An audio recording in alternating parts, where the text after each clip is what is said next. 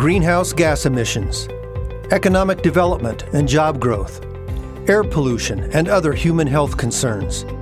One of the most critical areas that countries look to in order to address these problems is their transportation sector. Countries across the globe have been turning to biofuels as they seek alternatives to current fossil fuel usage in order to address environmental and human health concerns as well as capture economic benefits. Because of these benefits, ethanol has quickly gained acceptance in many countries around the world.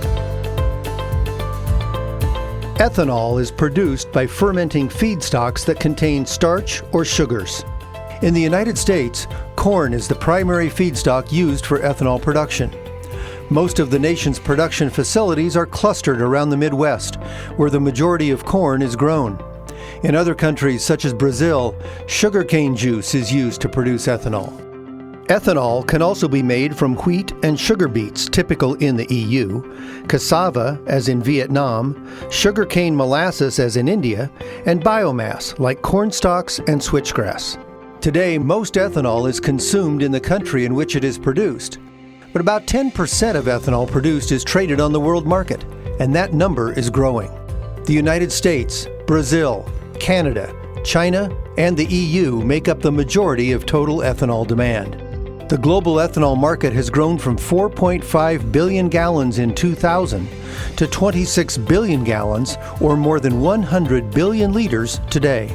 Today, the United States is the world's largest producer, consumer, and exporter of fuel ethanol, accounting for 65% of export market share in 2017.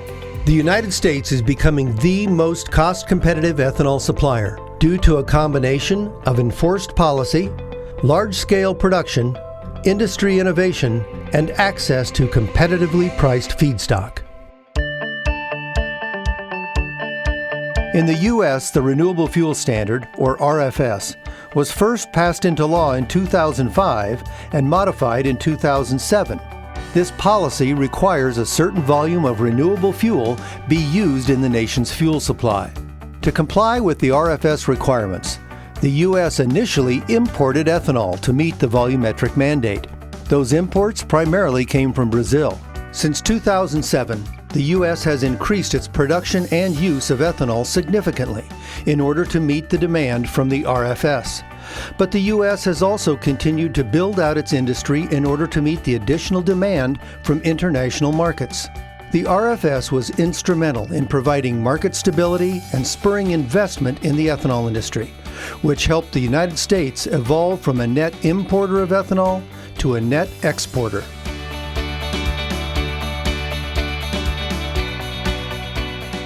Starting in our transportation sector and starting to decarbonize our fuel supply is a logical start and is a start where we can have significant impacts. Most of the ethanol currently consumed in the United States is in the form of E10, a blend of 10% ethanol and 90% gasoline. Virtually all vehicles in the U.S. are warrantied for the use of E10. E15 is approved for use in all vehicles, models 2001 and newer. Additionally, there are more than 20 million flex fuel vehicles on American roads. Flex fuel vehicles are designed to operate on all fuel blends containing up to 85% ethanol, or E85. Many other countries, such as Thailand and Brazil, have or manufacture vehicles that are specifically designed to use these higher percentage ethanol blends.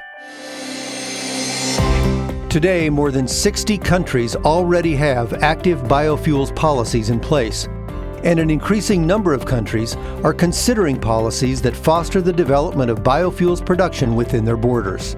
Doing so provides societal benefits in terms of the environment, human health, and economic development.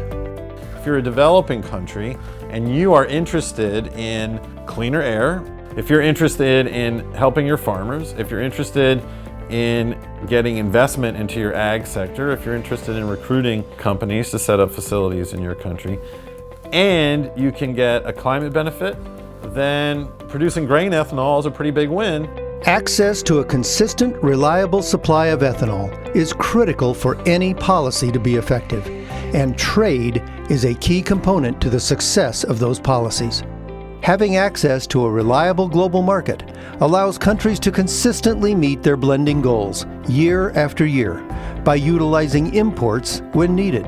This is the way international trade works. There's some things you're going to be really good at, you're going to be exporters of that. There's some things you're not very good at, you're going to be importers. Why don't you just import what you can't produce?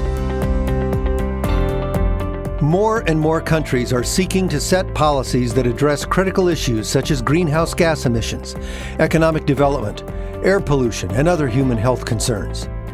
The U.S. Grains Council and ethanol industry partners are working with interested countries to share best practices in expanding the global use of ethanol by developing and implementing effective ethanol policies. The U.S. Grains Council works directly with government and industry to build global ethanol alliances through working groups, technical and policy workshops, trade missions, and other forms of direct engagement.